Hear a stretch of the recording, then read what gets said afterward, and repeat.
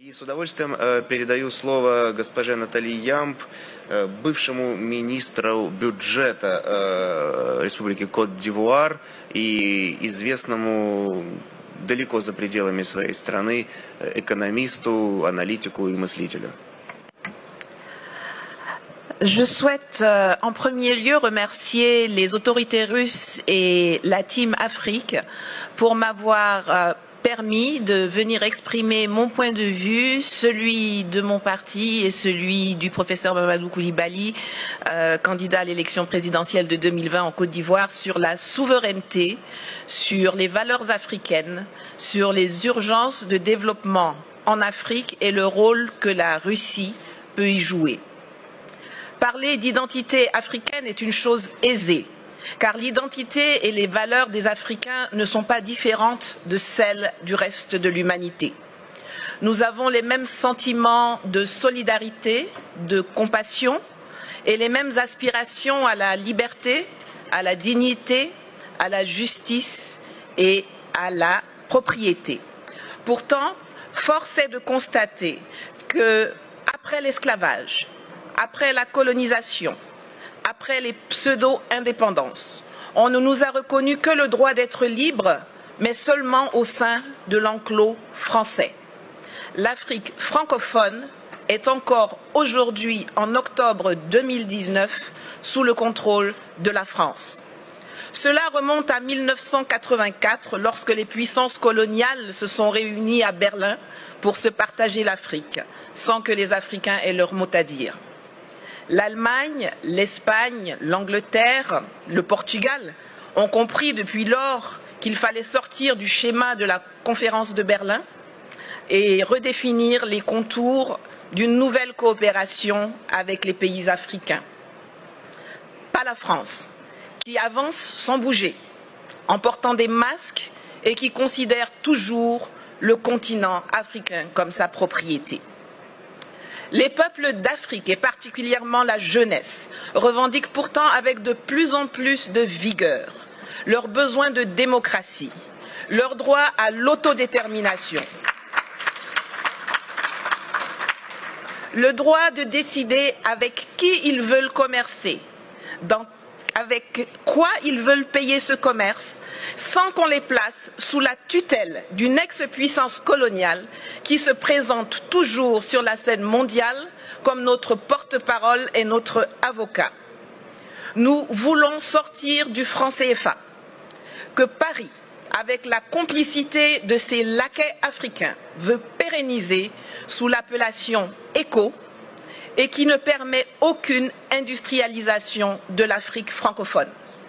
La conquête de notre souveraineté monétaire est capitale, car la seule stabilité que le franc CFA garantit aux pays qui l'utilisent sont la mauvaise gouvernance, la pauvreté et la corruption.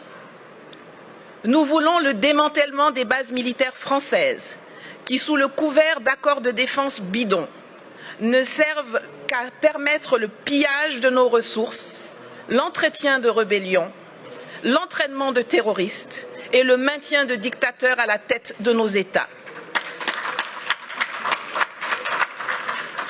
Nous refusons que la France continue d'usurper la voix de l'Afrique à l'ONU, qu'elle soit à la base de quasiment toutes les résolutions concernant le continent. Les pays d'Asie ont appris à commercer avec les investissements directs étrangers, alors que nous, on nous saoule avec l'aide publique au développement. Résultat, aujourd'hui, eux, ils sont BRICS et émergents, et nous, nous sommes des mendiants qui sommes très fiers d'être qualifiés de pays pauvres très endettés. Cela doit changer. Cela va changer et la Russie a un rôle à jouer dans cette évolution. Mais nous ne venons pas en Russie pour y chercher de nouveaux maîtres qu'on substituera aux anciens. Nous y venons pour trouver des partenaires, pour faire du business gagnant-gagnant pour la Russie comme pour les pays africains concernés. L'Afrique regorge de potentialités. Mes prédécesseurs l'ont déjà dit, il y a une population qui grandit, dont 60% à moins de 30 ans, une position géostratégique, d'immenses ressources minières, naturelles, agricoles et surtout humaine.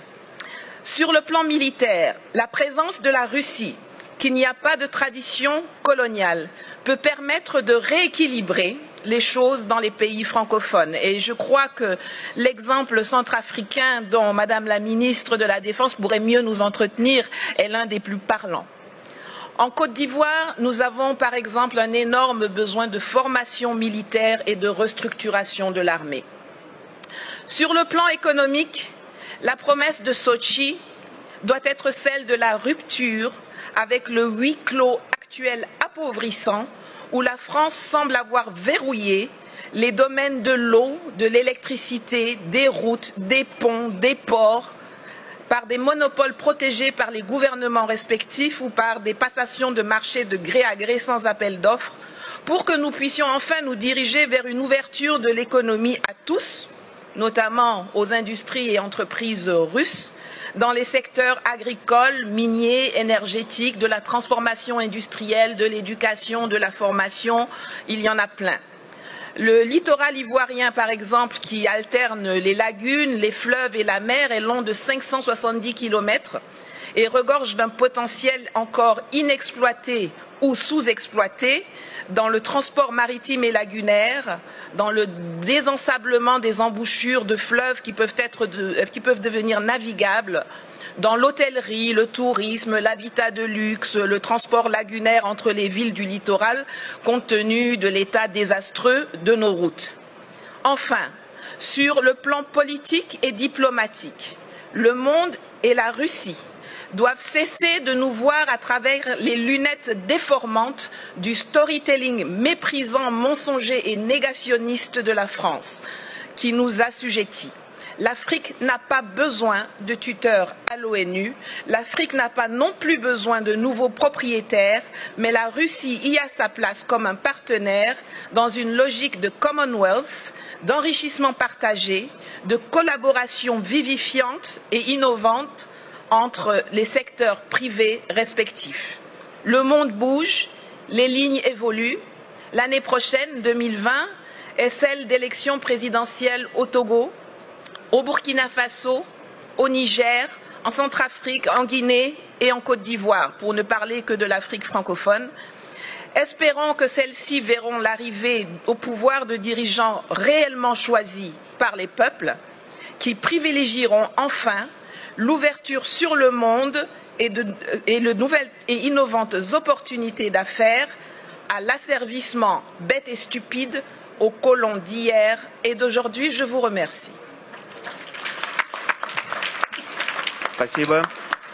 Я хочу отдельно отметить, поскольку в зале находятся иностранные журналисты, французские, американские, что одна из главных традиций мероприятий, которые проходят в нашей стране и в частности здесь, это полная свобода, открытость, отсутствие цензуры, и спикеры свои выступления не согласовывали, поэтому здесь можно насладиться настоящей свободой слова. Я это говорю как журналист, потому что знаю, какие бывают с этим проблемы в странах далеко за пределами России. Здесь вы видите полную палитру ярких красок и соответствующих заявлений, но я точно могу согласиться с госпожой Ямб в том, что у России действительно, как она отметила, нет никакого негативного, такого колониального опыта взаимоотношений с африканскими государствами. Мы единственная мировая держава, которая ничем себя не запятнала за многие-многие годы сотрудничества с странами африканского континента. В этом, конечно,